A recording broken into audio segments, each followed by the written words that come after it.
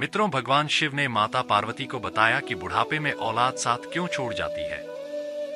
मित्रों, आज का वीडियो सभी को अवश्य ही पूरा देखना चाहिए, क्योंकि बुढ़ापा तो हर मनुष्य को एक दिन सभी पर आएगा। जो आज बालक है वह कल युवा बनेगा, परसों जवान होगा और आगे फिर स्वीकार करना ही पड़ेगा। दोस्तों, चाहे कोई लाख जतन कर ले फिर भी इसमें किसी की नहीं चलती है। ऐसा नहीं है कि कोई व्यक्ति अधिक धनवान है तो वह कुछ रिश्वत दे देगा और बुढ़ापा उस पर असर नहीं करेगा। ऐसा नहीं है कि कोई बड़ा बहादुर है, लोग उससे डरते हैं तो बुढ़ापा भी उसके डर से उसके पास नहीं आएगा। चाहे कोई ज्ञानी हो, धनवान हो, बलशाली हो या गुणकारी हो, सबके सारे हुनर धरे के धरे रह जाएंगे। चाहे जो भी हो, जब बुढ़ापा आपके ऊपर आएगा दोस्तों, इसलिए यह प्राचीन कथा आप सबको ध्यान से सुननी चाहिए। आपको लोगों को इस वीडियो से पता चलेगा कि औलाद बुढ़ापे में साथ क्यों छोड़ जाती है। इस बात को समझाने के लिए हमें इस कहानी और प्राचीन कथा को ध्यान सुनना होगा। नमस्कार मित्रों, आप सभी लोगों से अनुरोध है कि इस कथा को और कहानी को सुनने से पहले कमेंट बॉक्स में हर हर महादेव लिखकर वीडियो को लाइक कर लीजिए, जिससे आप सभी लोगों को प्राचीन कथाओं और कहानियों से जुड़े रहे। दोस्तों, भगवान शिव कहते हैं, हे पार्वती, प्राचीन काल की बात है। एक गांव में एक बहुत बड़ा वट वृक्ष था। उस वृक्ष पर रहने के लिए हजारों किलोमीटर दूर से बहुत सारे पक्षी आते थे और सभी पक्षी दिन भर किलोल किलोल करते रहते थे, अर्थात पूरे जंगल के पंछी उस वट वृक्ष पर विश्राम करने के लिए जाते रहते थे। कुछ पक्षियों का तो वह वृक्ष स्थायी निवास था। उस वृक्ष पर रहकर सभी पंछी अपार आनंद की अनुभूति प्राप्त करते थे। दोस्तों, फिर भगवान शिव कहते हैं, हे पार्वती, जब किसी स्थान पर या किसी व्यक्ति के साथ हम लंबे समय तक रहते हैं तो हमें उससे लगाव हो जाता है। इसी तरह उस वृक्ष पर रहने वाले सभी पंछियों को उस वट वृक्ष से मोह हो गया था। फिर भगवान शिव कहते हैं, हे पार्वती, एक दिन की बात है, उस गांव में सूखा पड़ गया था। कई वर्षों से बारिश नहीं हुई थी। एक दिन ऐसा समय आ गया कि वह वट वृक्ष सूखकर मुरझाने लगा। वह वट वृक्ष भी पानी ना मिलने के कारण सूखने लगा। समस्त पंछी धीरे धीरे करके उस वृक्ष को छोड़ करके जाने लगे। जब वह वृक्ष पूरे तरीके से सूख गया और उसके पत्ते डालियां टूटकर नीचे गिरने लगे तो उस वृक्ष पर रहने वाले सारे पक्षी उस वृक्ष को त्याग करके किसी दूसरे स्थान पर चले गए। दोस्तों, आगे भगवान शिव कहते हैं, हे पार्वती, केवल एक बूढ़ी चिड़िया उस वृक्ष पर अकेली बैठी रह गई। उसने देखा कि वृक्ष पर रहने वाले सारे पंछी एक एक एक करके वहां से जा चुके हैं। कुछ पक्षियों ने उस बूढ़ी चिड़िया से भी चलने को कहा, परंतु चिड़िया ने जाने से साफ मना कर दिया।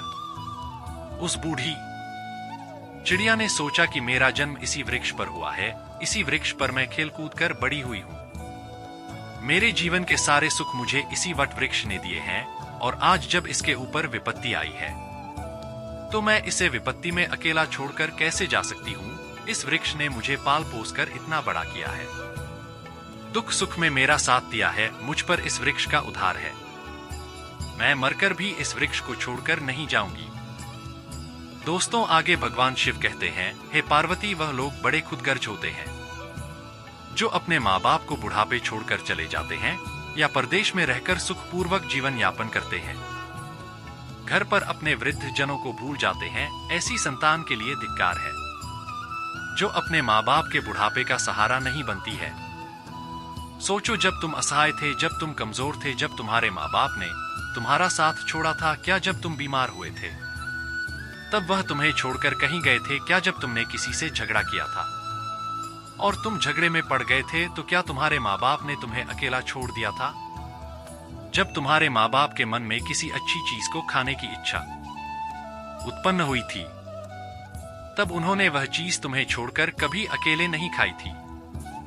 क्या आज वह बूढ़े हो गए हैं तो तुम्हें उनसे घृणा होने लगी है?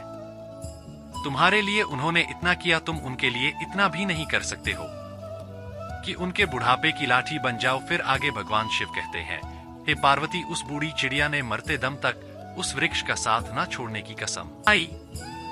कुछ दिन और बीते तो वह वृक्ष बिल्कुल जर्जर हो गया। अब दीमक भी उसे खाने लगी, लेकिन चिड़िया उसे छोड़कर नहीं गई। दिन में थोड़ा इधर उधर घूम घाम कर अपना भोजन जुटा लेती थी। और शाम होने पर उसी सूखे हुए वृक्ष पर आकर बैठ जाती थी। इसी तरह से कई महीने बीत गए। दोस्तों, आगे भगवान शिव कहते हैं, हे पार्वती, जो पंछी उस वृक्ष को छोड़कर दूसरे स्थान पर चले गए थे, उन्होंने सोचा कि चिड़िया दादी अभी भी उसी सूखे वृक्ष पर बैठी रहती है।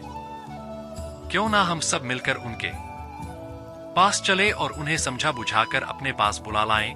यही सोचकर कुछ पंछी बूढ़ी चिड़िया के पास गए और उनसे अपने साथ चलने का आग्रह किया और कहने लगे, हे पंछी दादी, तुम कहां इस सूखे वृक्ष पर बैठी रहती हो? इस वृक्ष का जीवन खत्म हो चुका है। मरे के साथ में मरना कहां की समझदारी है? यह वृक्ष बिल्कुल जर्जर हो गया है। दीमक इसे रात दिन खा रही है। किसी दिन हवा के तेज झोंके से यह गिर जाएगा। फिर तुम कहां जाओगी? दोस्तों, फिर आगे उस बूढ़ी चिड़िया से वह सभी चिड़ियां कहती हैं, हे दादी, विद्वान लोग कहते हैं कि शत्रु कर्जा अग्नि ने बीमारी इन चारों को समय रहते दबा देना चाहिए। जो इनसे अपना समाधान नहीं करता है वह बेमौत मारा जाता है। ठीक इसी प्रकार तुम्हें भी इस वृक्ष को छोड़कर किसी खुशहाल स्थान पर अपना निवास बना लेना चाहिए। आगे भगवान शिव माता पार्वती से कहते हैं, हे पार्वती, समस्त पक्षियों के समझाने पर भी बूढ़ी चिड़िया उस वृक्ष को छोड़ने के लिए तैयार नहीं हुई। कहने लगी, भाइयों, यह वृक्ष मेरे माँ बाप के समान है। मेरे माता पिता मुझे जन्म देकर इसी वृक्ष पर मुझे छोड़कर चले गए थे। उनके जाने के बाद मैं इसी वृक्ष पर खेल कूद कर मैं बड़ी हुई हूँ। जीवन के सारे सुख मैंने इसी वृक्ष पर पाए हैं। बचपन से लेकर बुढ़ापे तक का सफर मैंने इसी वृक्ष पर व्यतीत किया है। अब इस मुश्किल घड़ी में मैं इसका साथ छोड़कर कैसे चली जाऊं? यह मेरी सबसे बड़ी खुदगर्जी होगी। क्योंकि कहते हैं, भक्त सेवक और शरणागत जो यह कहता हो कि मैं आपका ही हूं, तो इन लोगों को संकट पड़ने पर भी नहीं छोड़ना चाहिए। जो इन्हें संकट पड़ने पर छोड़कर जाता है उसे बहुत बड़ा पाप लगता है, और जिसने अपना पाप पोषण किया हो, दुख में साथ ना छोड़ा हो, जो ऐसे माता पिता को छोड़ता है, तो वह जघन्य अपराध का भागी होता है। उन संतानों को कभी मनुष्य की योनि में जन्म नहीं मिलता है। चिड़िया ने कहा, मैं अपनी मृत्यु तक इसी वृक्ष पर रहूंगी।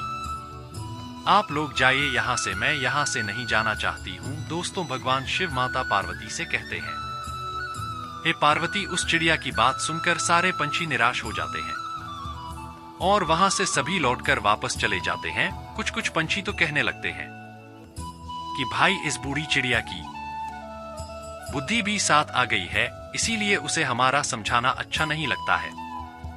अगले दिन कुछ पंछी फिर उसे समझाने के लिए आए, लेकिन चिड़िया ने जाने से फिर मना कर दिया। दोस्तों, फिर भगवान शिव आगे कहते हैं, हे पार्वती, इस बार सारे पंछी लौटकर अपने घर नहीं गए। वह सभी पक्षी सीधे इंद्र देवता के पास पहुंचे और उन्हें सारी बातें बता दी कि हे भगवान, हम जिस वन में रहते हैं वहां कई वर्षों से पानी नहीं बरसा है। पूरा गांव पानी से वंचित है। सारे पेड़ पौधे सूख चुके हैं। उस गांव के सभी लोग तथा जीव जंतु गांव तथा उस वृक्ष को छोड़कर दूसरे स्थान पर चले गए हैं। पर दुख की बात यह है कि जिस बट के पेड़ पर हम लोग रहते थे, उसी वृक्ष पर एक बूढ़ी चिड़िया भी रहती थी। हम लोग तो चले गए, पर वह चिड़िया अभी भी उसी वट वृक्ष पर बैठी हुई है। वह उस वट वृक्ष को छोड़कर कहीं नहीं जाना चाहती है। वह वृक्ष सूखकर जर्जर हो चुका है। वह कभी भी गिर सकता है। हम लोग उन्हें समझाने गए थे, पर वह फिर भी उस वृक्ष को छोड़ने के लिए तैयार नहीं हुई।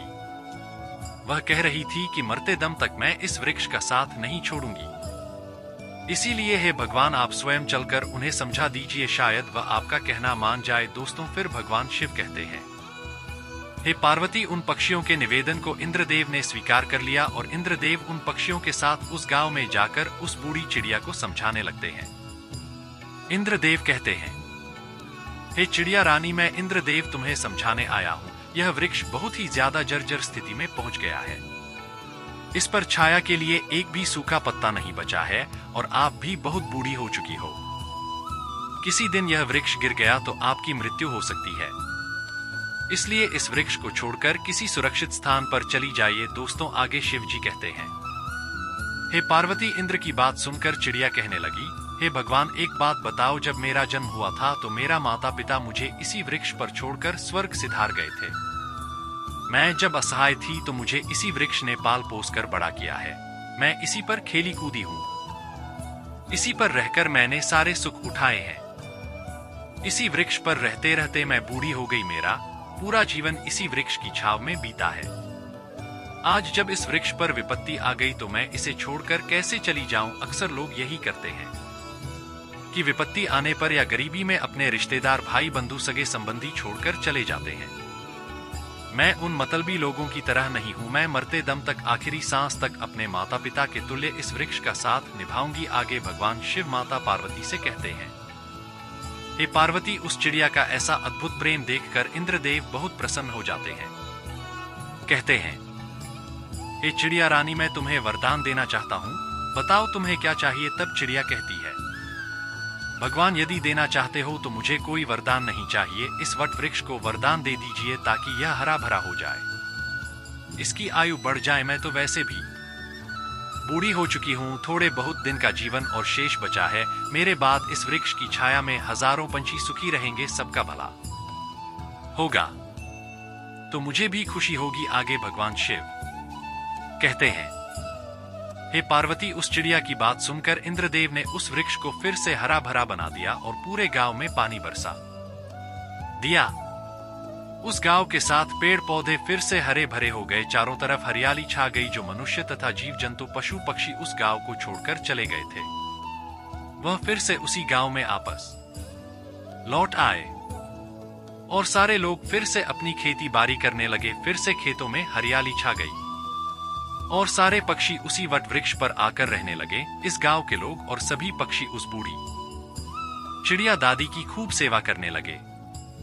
उनके लिए भोजन पानी सब वहीं लाकर देते थे। इस प्रकार उस चिड़िया का शेष जीवन सुखपूर्वक बीत गया। दोस्तों, आगे भगवान शिव कहते हैं, हे पार्वती, इस कथा से मनुष्य को यह सीख लेनी चाहिए कि अपनों का बुरे वक्त में कभी साथ नहीं छोड़ना चाहिए, खास करके जिसने आपको जन्म दिया है, उस माँ का और पिता, पालन पोषण करने वाले उस पिता का जो आपके जीवन दाता है। आपको पाल पोस कर बड़ा करने में उन्होंने बहुत तकलीफ उठाई है। उनके बुढ़ापे में अगर आप सहारा नहीं बन पाए तो आपका यह जीवन किसी काम का नहीं होगा। दोस्तों, इसीलिए बुढ़ापे में अपने माता पिता की सेवा सदैव करनी चाहिए, जिससे मृत्यु के बाद हमें ज्यादा दुखों का सामना नहीं करना पड़े। जो लोग अपने माता तथा पिता की सदैव सेवा करते हैं, वह जीवन में कभी गरीब नहीं होता है तथा अपने माता पिता के रहते हुए वह जीवन भर सुख की अनुभूति करता है। तो दोस्तों, इस प्रकार से भगवान शिव ने माता पार्वती को बताया बुढ़ापे में औलाद माता पिता का साथ क्यों छोड़ जाती है। उम्मीद करता हूं आप लोगों को यह प्राचीन कथा पसंद आई होगी। अगर आप लोगों को यह कथा पसंद आई हो तो वीडियो को लाइक जरूर करें और कमेंट में हर हर महादेव जरूर लिखें। धन्यवाद।